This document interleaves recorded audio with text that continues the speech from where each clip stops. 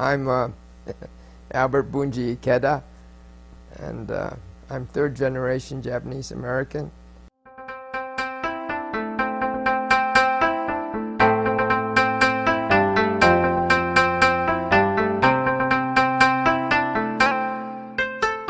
My grandfather, I guess, starts the whole affair.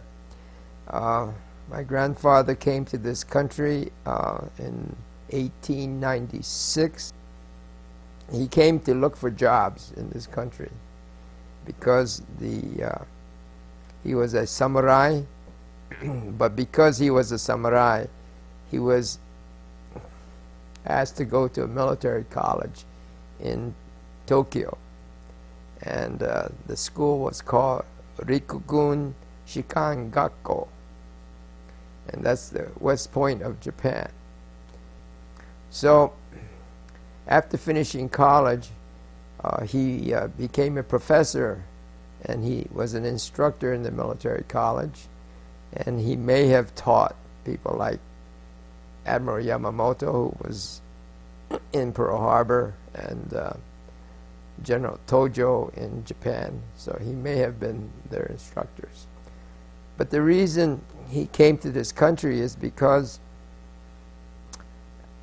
while he was an instructor, one of his superior officers came into his classroom from the back and noticed that one of his students was falling asleep in class. And so I guess they were pretty strict in the military back then, and to wake up the student, this senior officer gave the student a karate chop across the temple, and he killed him.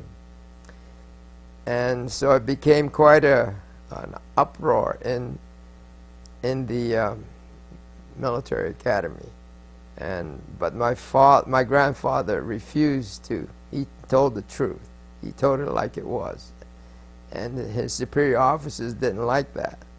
And so he got in bad with the superior officers, and that was one of the reasons why he came to this country.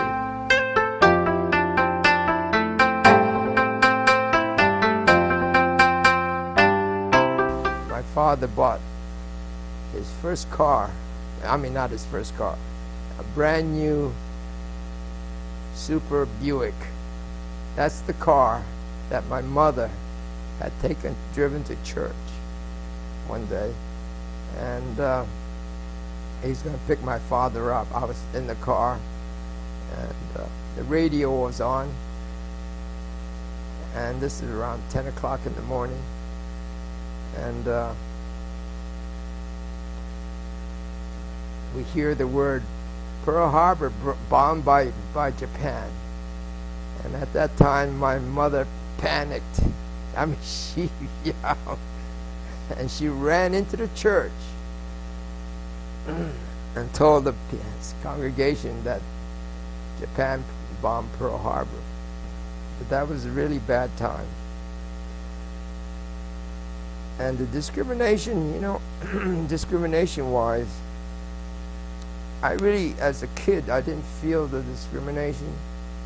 But when we got into a convoy, like my dad was going to the city, from the farm to the city of Salinas, and we were going down Route 101, which is the main drag that connects San Francisco to LA.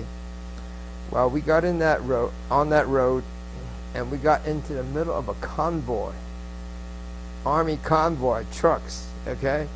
And here we are in the middle, and as we're driving down, I guess they realized we were Asians or Japanese, and the truck driver rammed us and drove us into a ditch. I'll never forget that. And as the truck went by, all the guys in the back of the truck were laughing at us.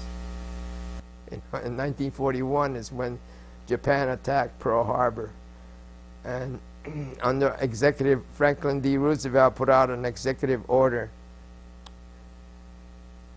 forcing all Japanese Americans, citizens or non-citizens, into internment camps.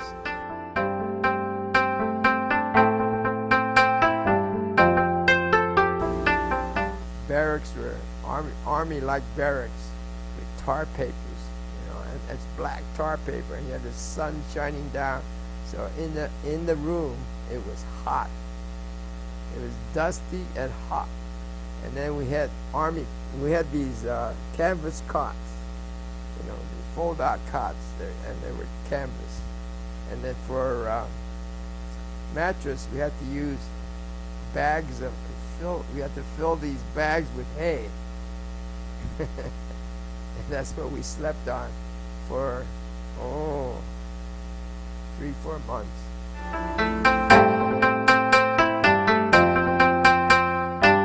442nd was a very, very, very big plus for we Japanese Americans.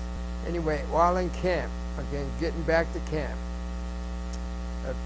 there was a soldier that came up to me. I was whittling wood, probably carving on an airplane, body of an airplane, and there's nobody else but me. Anyway, he comes down, I see him coming down, and he's in full uniform. And he comes up to me, he talks to me, and he says, "I'm going to die for you." You know what? I'm going to die for you. I'll never forget that, because he says, "I'm going to die for you."